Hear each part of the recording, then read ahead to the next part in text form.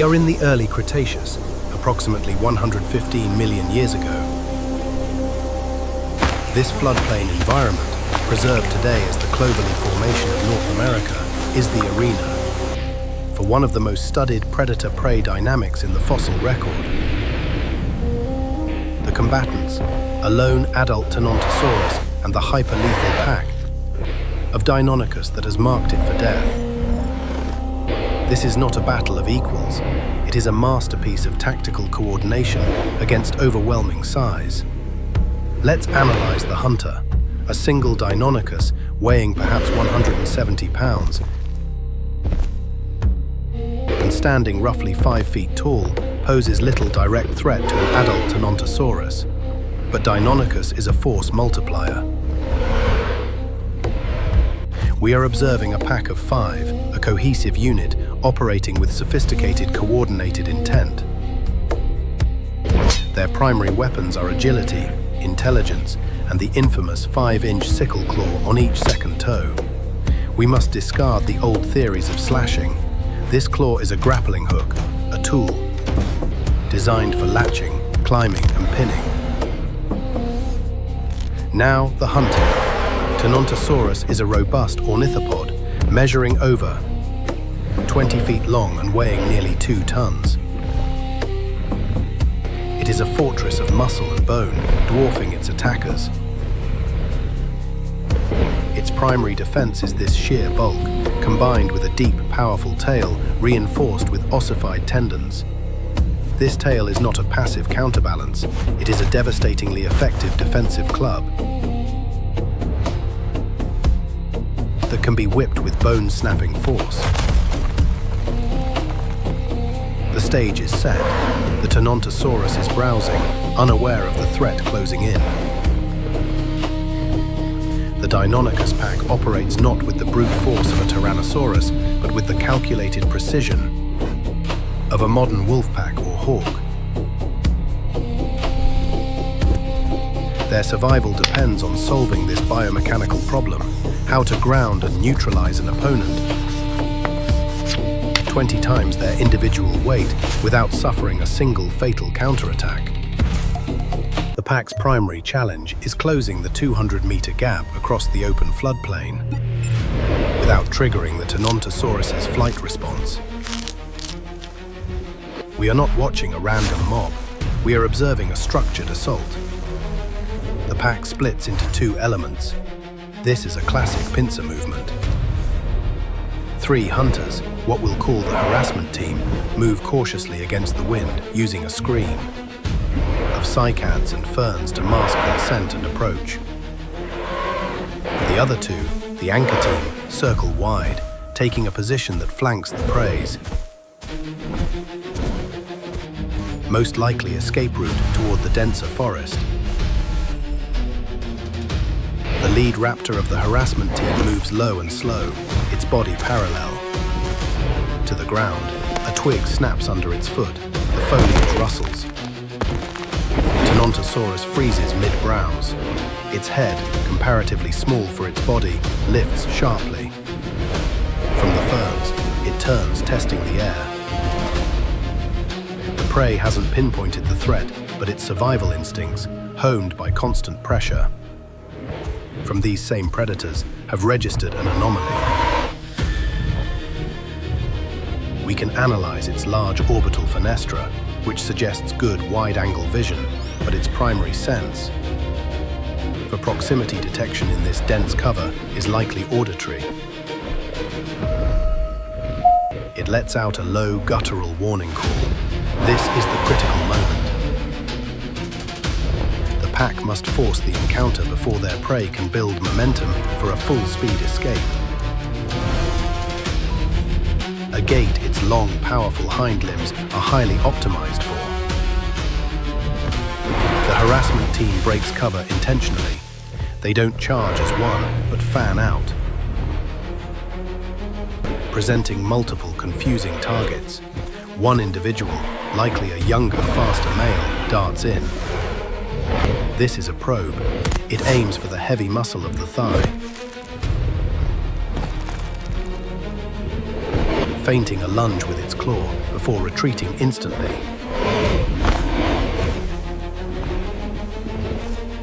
We see the Tenontosaurus pivot on its hind legs, a surprisingly agile move.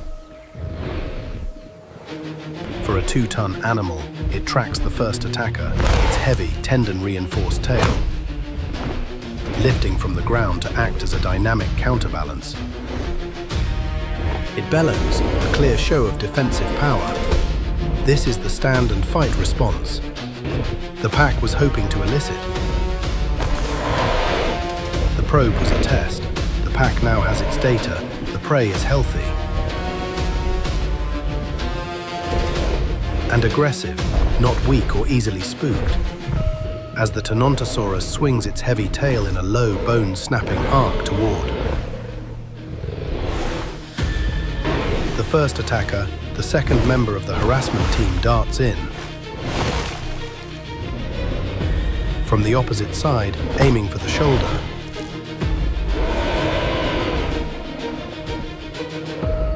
This forces the prey into a devastating tactical dilemma. Commit to one threat and expose its flank to another. The Tenontosaurus is now reacting, not acting.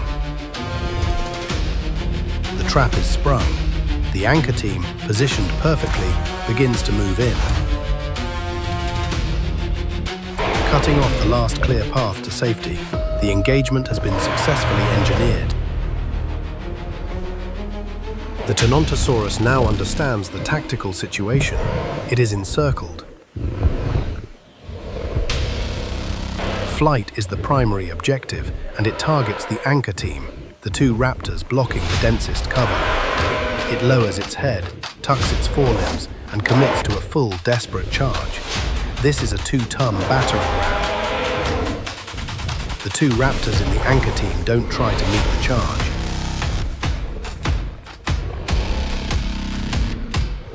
They scatter, fluidly evading the main thrust.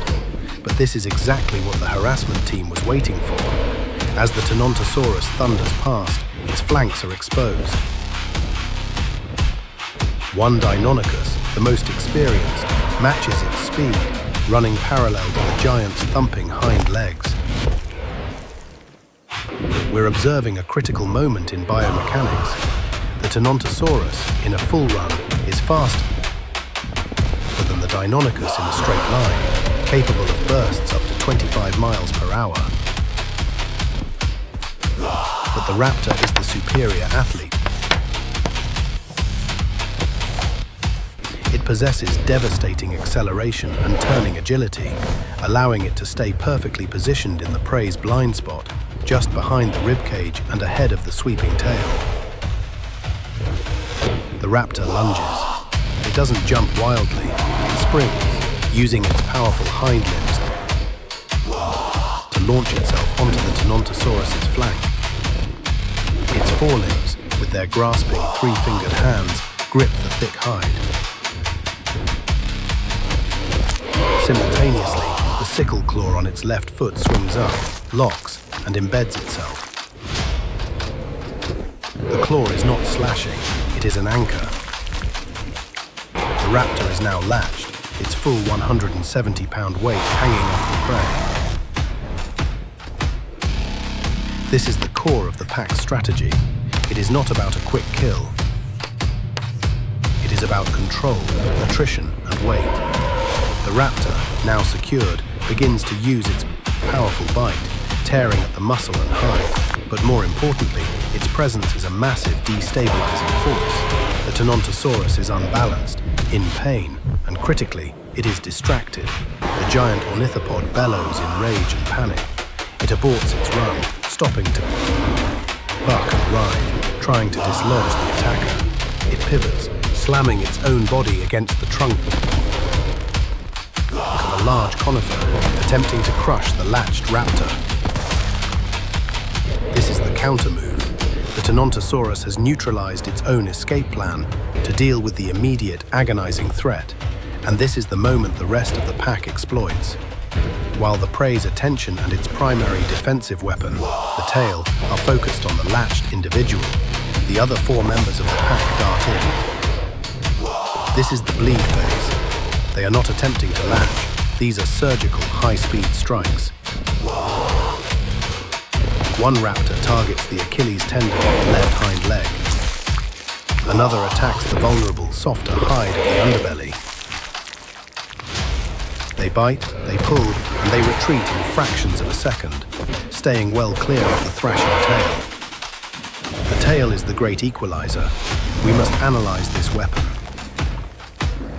The ossified tendons running its length make it stiff and incredibly powerful, a kinetic bludgeon. A single, well-placed strike would shatter a Deinonychus's pelvis or skull. The pack's survival is entirely dependent on respecting this no-go zone.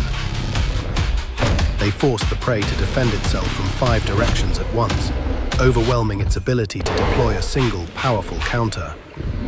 The Tenontosaurus roars, finally scraping the latched raptor off against the tree. The hunter hits the ground, wounded but alive, and scrambles back. But the objective is achieved. The Tenontosaurus is now bleeding heavily from half a dozen wounds. It is exhausted. It stands its ground, panting, surrounded. The pursuit is over. The final phase is about to begin. The Tenontosaurus is now in a critical state. It has significant blood loss and its leg muscles are damaged. It can no longer flee. The pack's strategy shifts from harass and bleed to control and subdue. We are now observing a live demonstration of what paleontologists call the Raptor Prey Restraint, or RPR, model. This is less about a killing bite and more about a controlled takedown, much like a modern bird of prey pinning its victim. Seeing the prey's defense weaken, 2 members of the pack commit simultaneously. They lunge, not at the head or tail, but at the main body mass, the shoulders and the broad back. This time they are not striking and retreating. Their forelimbs grip the hide, and both sickle claws deploy, digging deep for purchase. They are now anchors. The Tenontosaurus rears, but its movements are slower, less powerful. The combined weight of over 300 pounds of predator is a significant burden. By latching onto the back, the Deinonychus are in the safest possible position. They are clear of the thrashing tail and the panicked stomping of the hind feet. Their low, stable center of gravity, combined with the gripping power of all 4 limbs, makes them incredibly difficult to dislodge. From this position of control, they can inflict catastrophic damage with their teeth, targeting the neck and torso. The Tenontosaurus staggers. Its attempts to shake the attackers become weaker. It collapses, first onto its front knees, then in a massive crash onto its side. The pack has successfully grounded its 2-ton quarry. The RPR model is brutally effective. The prey is pinned under the predator's weight, succumbing to shock, blood loss, and exhaustion. What we have just deconstructed is not a single, isolated hunt. It is a snapshot of an evolutionary arms race, frozen in stone. The fossil beds of the Cloverly Formation are littered with the evidence. Deinonychus teeth found directly associated with the skeletons of juvenile and adult Tenontosaurus. This high-frequency predation is a powerful selective pressure. The sophisticated pack tactics of Deinonychus demanded a more robust, larger, and faster Tenontosaurus. In turn, the prey's formidable size and defensive power forced the raptors to become more intelligent, more coordinated, and more lethal. This is not simple predator versus prey. This is co-evolution, forged in a millions-year-long conflict, where the hunter and the hunted perpetually shape each other's destiny.